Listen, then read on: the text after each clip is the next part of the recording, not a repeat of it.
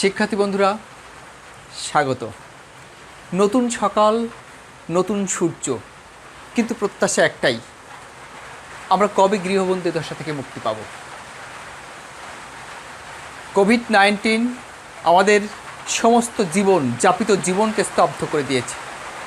আমরা এখন সবাই গৃহবন্দী, কোনো উপায় নেই অদৃশ্য শক্তির সঙ্গে যুদ্ধের। তো এই মুহূর্তে গৃহে থেকে আমরা পিতামাতার নির্দেশক্রমে নিশ্চয়ই পড়ালেখার সঙ্গে যুক্ত আছে, এই প্রত্যাশা তোমাদের প্রতি আমার আছে। তো শিক্ষার্থী বন্ধুরা, তোমাদের নিশ্চয়ই মনে আছে আমি বিগত ক্লাসে বাংলা ভাষার শব্দ ভাণ্ডার পর্ব 1 নিয়ে আলোচনা করেছিলাম। সেখানে আমরা দেখেছিলাম তৎসম শব্দ, অর্ধতৎসম শব্দ, তদ্ভব শব্দ আর দেশি শব্দ।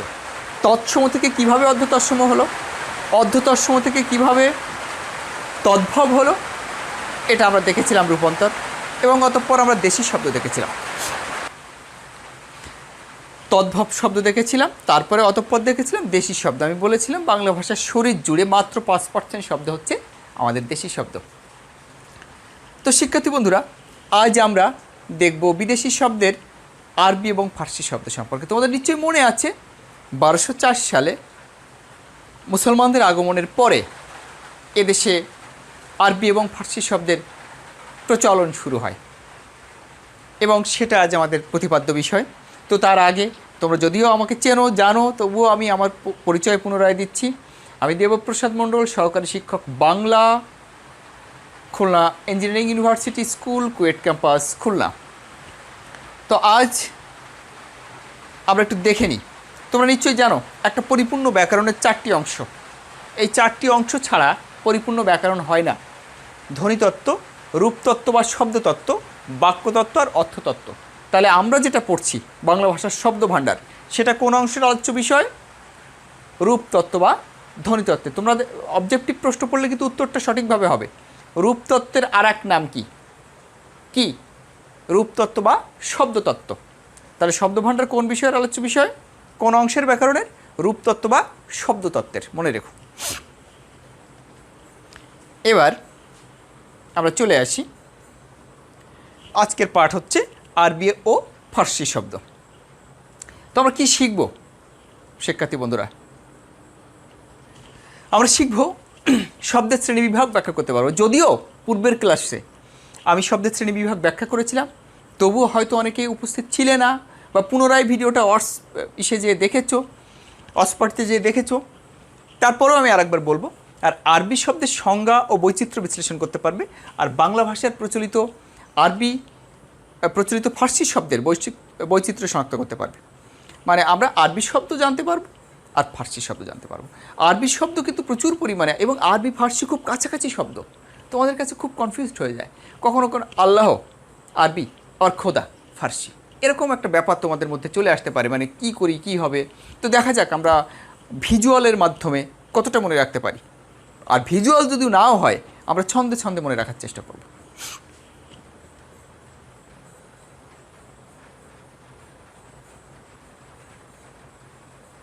তো এই জিনিসটা আমাদের মনে রাখতে হবে। আমি বিগত ক্লাসেও বলেছিলাম, বাংলা ভাষার গোড়াপত্তনের যুগে সামান্য সংখ্যক শব্দ নিয়ে যাত্রা শুরু করলেও আমি বলেছিলাম মাত্র 5% বর্তমানে আছে।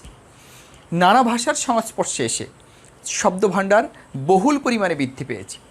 বাংলাদেশের তুর্কি আগমন এবং মুসলমান শাসনের পত্তনের সুযোগে ক্রমে প্রচুর আরবি ও ফার্সি শব্দ বাংলা ভাষার নিজস্ব সম্পদ পরিগণিত হয়েছে। এরপর এলো ইংরেজ শাসন আমলেও তাদের নিজস্ব সাহিত্য ও সংস্কৃতির বহু শব্দ বাংলা ভাষায় প্রবেশ লাভ করে। বাংলা ভাষা ওইসব ভাষার শব্দগুলোকে আপন করে নিয়েছে।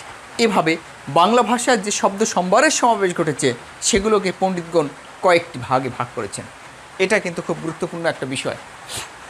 আমি এর ব্যাখ্যা দিয়েছিলাম। তাহলে আমরা এই যে সময়টা, এটা কোন সময়ে? তুর্কি ইখতিয়ারউদ্দিন মোহাম্মদ বিন বখতিয়ার খিলজি যখন এলো 1204 সালে, তারপর থেকে আরবি এবং ফার্সির যাত্রা শুরু। তো উৎস বা উৎপত্তি অনুসারে এটা তোমাদের খুব ইম্পর্টেন্ট প্রশ্ন। গতদিনও আমরা এটা দেখেছিলাম, আমি আবারও দিয়েছি এটা। উৎস বা উৎপত্তি অনুসারে শব্দ হচ্ছে 5 প্রকার: তৎসম, অর্ধতৎসম, তদ্ভব, দেশি আর বিদেশি। আমরা তৎসম দেখেছিলাম, অর্ধতৎসম দেখেছিলাম, তদ্ভব দেখেছিলাম আর দেশি দেখেছিলাম। আজ আমরা বিদেশি শব্দের আরবি এবং ফার্সি শব্দ নিয়ে আলোচনা করব। বিদেশি শব্দ রাজনৈতিক, ধর্মীয় ও সংস্কৃতিগত ও বাণিজ্যিক কারণে বাংলাদেশে আগত বিভিন্ন ভাষাভাষীর মানুষের বহু শব্দ বাংলায় এসে স্থান করে নিয়েছে। এসব শব্দকে বলা হয় বিদেশি শব্দ। আর এসব বিদেশি শব্দের মধ্যে আরবি, ফার্সি এবং ইংরেজি শব্দেই বিশেষভাবে উল্লেখযোগ্য। এছাড়া পর্তুগিজ, ফরাসি, ওলন্দাজ, তুর্কি ভাষায়ও কিছু শব্দ একইভাবে বাংলায় এসে গেছে। আমাদের পার্শ্ববর্তী ভারত, মায়ানমার, মালয়, চীন, জাপান প্রভৃতি দেশের কিছু শব্দ আমাদের ভাষায় প্রচলিত আছে। তো শিক্ষার্থী বন্ধুরা, মজার ব্যাপারটা হচ্ছে মুসলিম আগমনের ফলে আমাদের কোন শব্দের বেশি বৃদ্ধি হচ্ছে? আরবি, ফার্সি। 1757 সালে পলাশির যুদ্ধের পরে এদেশে কারা এলো? ইংরেজ। কিন্তু ইংরেজ এলেও ইংরেজদের পূর্বে এদেশে ইউরোপিয়ানরা আসছিল 1498 সালে। কে আসছিলেন? একজন পর্তুগিজ, তার নাম ভাস্কো দা গামা। ওই প্রথম পর্তুগিজদের আসা, এবং পর্তুগিজ বহু শব্দ আমাদের বাংলায় আছে। তারপরে এলো ফরাসিরা। তো আর একটা জিনিস তোমরা একটু মনে রাখবা, এখানে দেখো ফরাসি আর ফার্সি দুটো কিন্তু আলাদা। আরবি আর ফার্সি, আর ফরাসি হচ্ছে ফ্রান্সের শব্দ। তারপর ফরাসি ইস্ট ইন্ডিয়া কোম্পানি এলো, ডাচ ইস্ট ইন্ডিয়া কোম্পানি এলো, ওলন্দাজরা এলো, যে কারণে তাদের প্রচুর শব্দ আছে। আর তাছাড়া আমাদের পার্শ্ববর্তী দেশ ভারত, মায়ানমার, এদের কিছু কিছু শব্দ আমাদের বাংলায় প্রবেশ করেছে। তো আমরা প্রথমে মনে রাখবো আরবি ধর্ম সংক্রান্ত শব্দ। তো শিক্ষার্থী বন্ধুরা, তোমরা একটু মনে রাখার চেষ্টা করো। দেখো, আরবি ধর্ম সংক্রান্ত আমরা এই শব্দগুলো পাবো: আল্লাহ, ইসলাম, ইমান, অজু, কোরবানি, কুরআন, কেয়ামত, গোসল, জান্নাত, জান্নাম, তওবা, তসবি, জাকাত, হজ, হাদিস, হারাম, হালাল। আমি জানি এটা অনেক কঠিন ব্যাপার, মনে রাখা খুব কঠিন। তো আমরা চেষ্টা করি একটু ভিজুয়ালাইজের মাধ্যমে মনের মধ্যে গেঁথে নেওয়ার চেষ্টা করো তোমরা একটু আমার সাথে।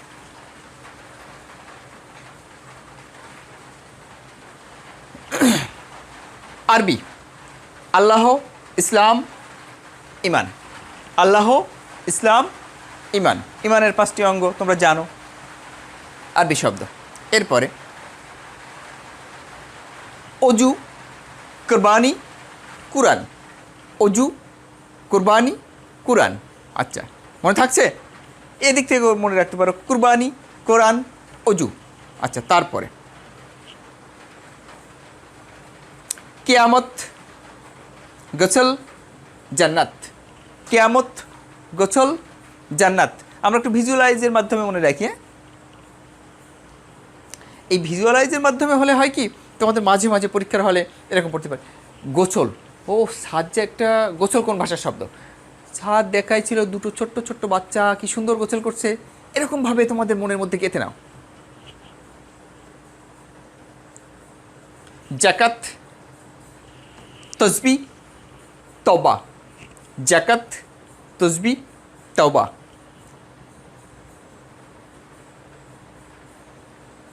হজ, হাদিস, হারাম। হজ, হাদিস, হারাম। আর হালাল। হারাম, হালাল, হাদিস, হজ।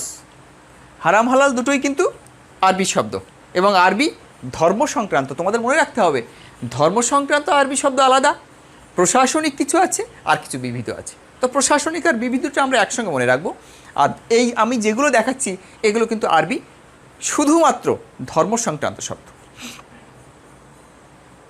এবার তোমরা মনে করে একটু উত্তর দাও।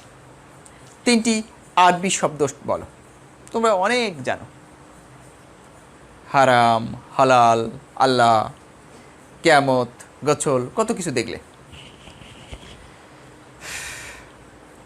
এবার আরবি প্রশাসনিক ও সাংস্কৃতিক। প্রশাসনিক, সাংস্কৃতিক বা বিবিধ আমরা যাই বলি আর কি। তো দেখো আমরা কী কী পাচ্ছি: আদালত, আলেম, ইনসান, ঈদ, উকিল, ওজর, এজলাস, এলেম, কানুন, কলম, কিতাব, কেচ্ছা, খারিজ, গায়েব, দোয়াত, নগদ, বাকি, মহকুমা, মুনসেফ, মোক্তার, রায়। অনেক না? খুব মুশকিল, মনে রাখা খুবই মুশকিল।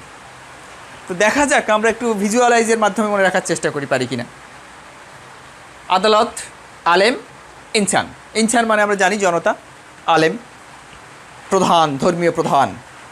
আদালত আমরা খুব দেখি আর কি, আদালতের দৃশ্য। ঈদ, ওজোর, উকিল। ঈদ, ওজোর, উকিল। তোমাদের এই ভাষা এটা আর ভুলবা না।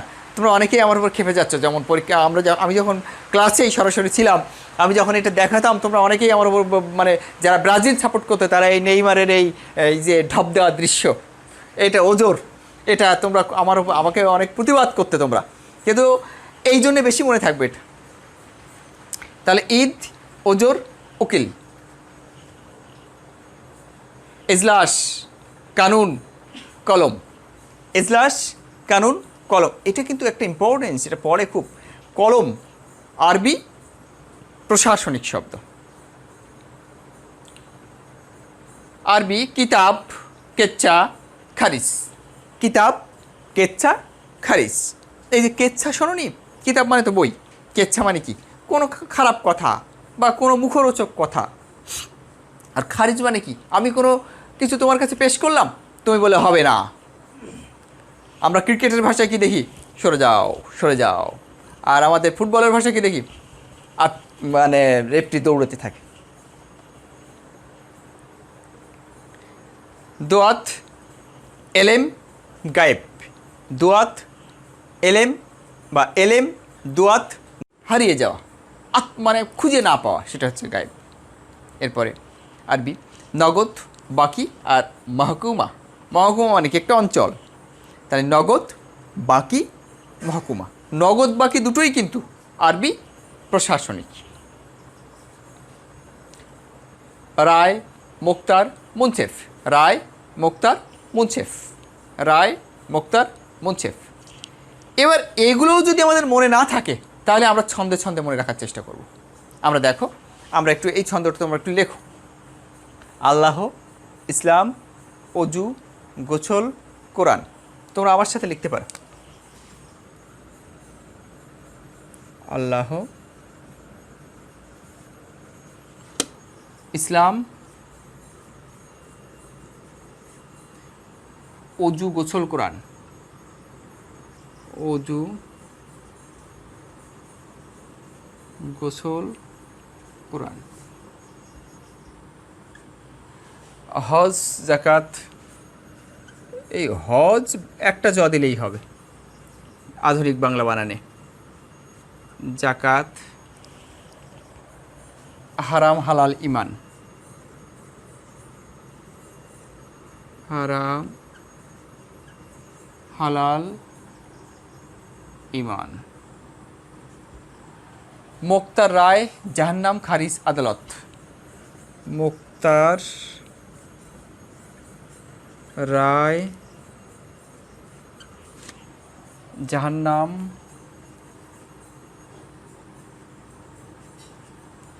খারিজ, আদালত। আদালত। তারপরে হচ্ছে আলেম, এলেম, গায়েব, কেচ্ছা, কিয়ামত। আলেম, এলেম, গায়েব, কেচ্ছা, কিয়ামত। তারপরে ঈদ, উকিল, এজলাস, ইনসান। ঈদ রস্বই দ এখন বর্তমান বানানে। ঈদ, উকিল যেহেতু বিদেশি শব্দ। ওজোর, এজলাস, এজলাস আর ইনসান। আর কলম, কানুন, নগদ। কলম, কানুন, নগদ, বাকি, লোকসান।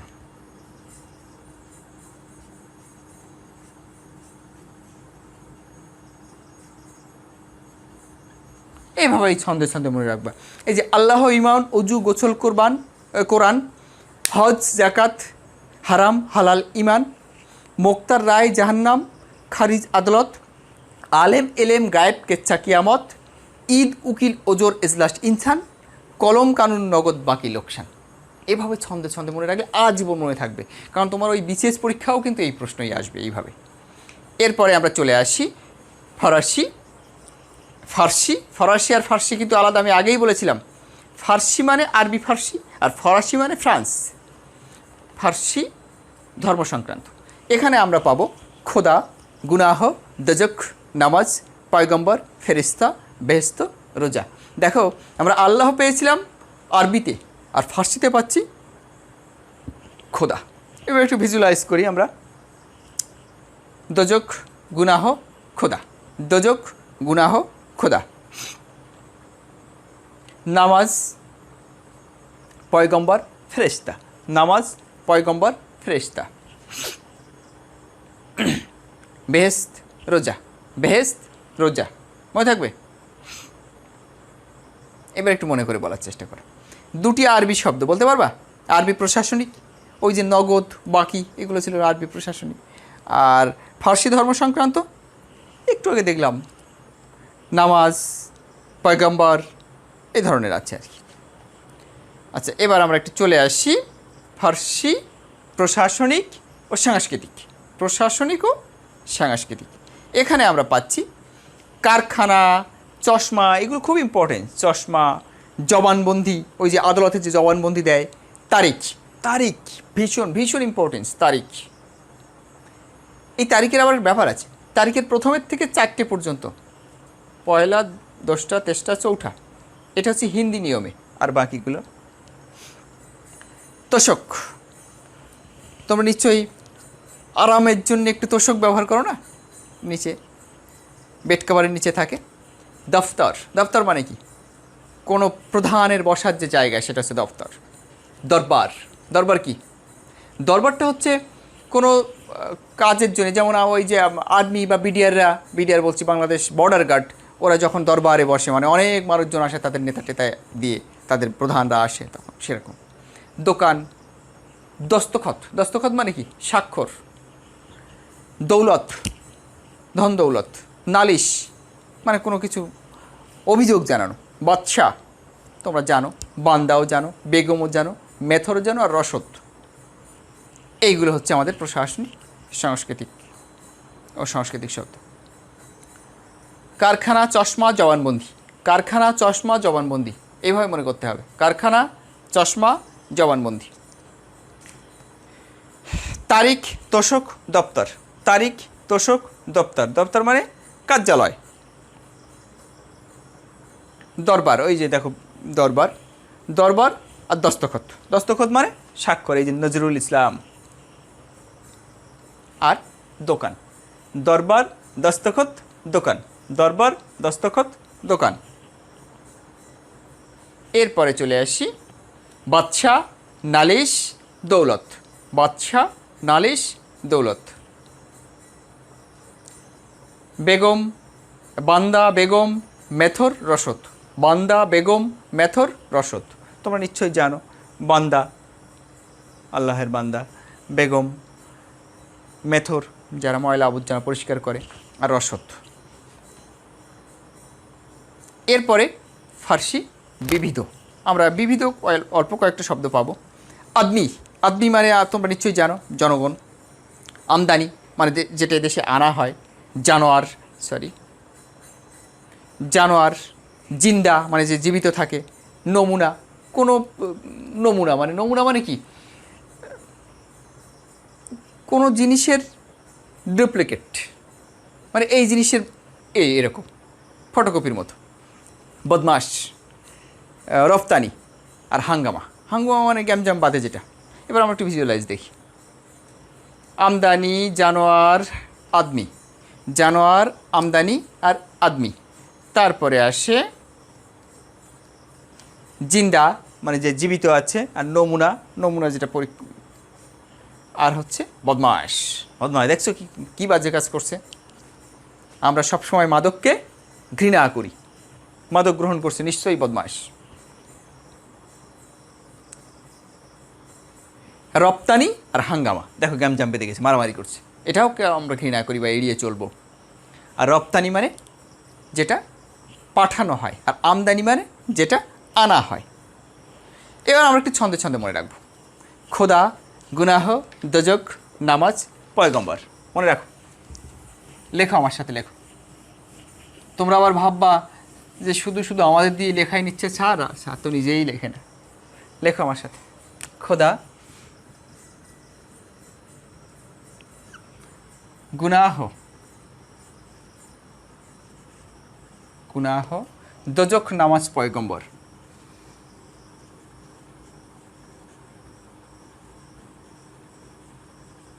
নামাজ, পয়গম্বর। কারখানা, চশমা, তারিখ, তোষক, দপ্তর। কারখানা, চশমা, তারিখ, তোষক, দফতর।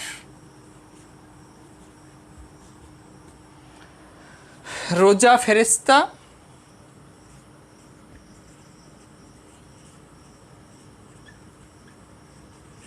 রোজা, ফেরেশতা, ভেস্ত, দোজক, দরবার। ওই যে ভেস্ত মানে কি, বেহেস্ত, তা আমি সংক্ষিপ্ত এভাবে লিখছি মনে রাখার সুবিধার্থে। ভেস্ত, দোকান, দরবার।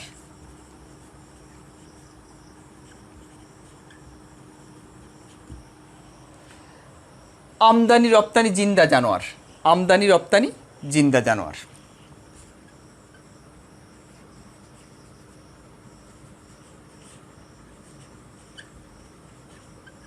রপ্তানি, জিন্দা জানোয়ার। আমদানি, রপ্তানি, জিন্দা জানোয়ার। নালিশ, বাদশা, বান্দা, দৌলত। নালিশ, বাদশাহ, বান্দা, দৌলত।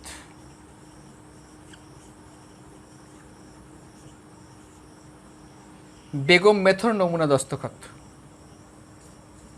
বেগম, মেথর, নমুনা, দস্তখত। এইভাবেই মনে রাখবা। এবার খোদা, গুনাহ, দোজখ, নামাজ, পয়গম্বর। কারখানা, চশমা, তারিখ, তোষক, দপ্তর। রোজা, ফেরেশতা, ভেস্ত, দোকান, দরবার। আমদানি, রপ্তানি, জিন্দা জানোয়ার। নালিশ, বাদশা, বান্দা, দৌলত। বেগম, মেথর, নমুনা, দস্তখত। এবার আমরা চলে আসি একটু মূল্যায়নে। দেখি আমরা কি পড়লাম, কি শিখলাম, কি বুঝলাম। আমি জানি এটা মনে রাখা অনেক কঠিন, তারপরেও চেষ্টা করে দেখি। কোরবানি কোন ভাষার শব্দ মনে আছে? কুরবানি আরবি এবং কোন সংক্রান্ত? ধর্ম সংক্রান্ত। কলম, কলম হচ্ছে আরবি, কোন ধরনের? প্রশাসনিক। যদিও তোমাদের এরকম না পড়তে পারে, শুধু আরবি পড়তে পারে, শুধু মানে প্রশাসনিক পড়তে পারে, এরকম যে কোনো একটা পড়তে পারে। রায় কোন ধরনের শব্দ? আরবি, প্রশাসনিক। পয়গম্বর কোন ধরনের শব্দ? পয়গম্বর হচ্ছে ফার্সি, ধর্ম সংক্রান্ত।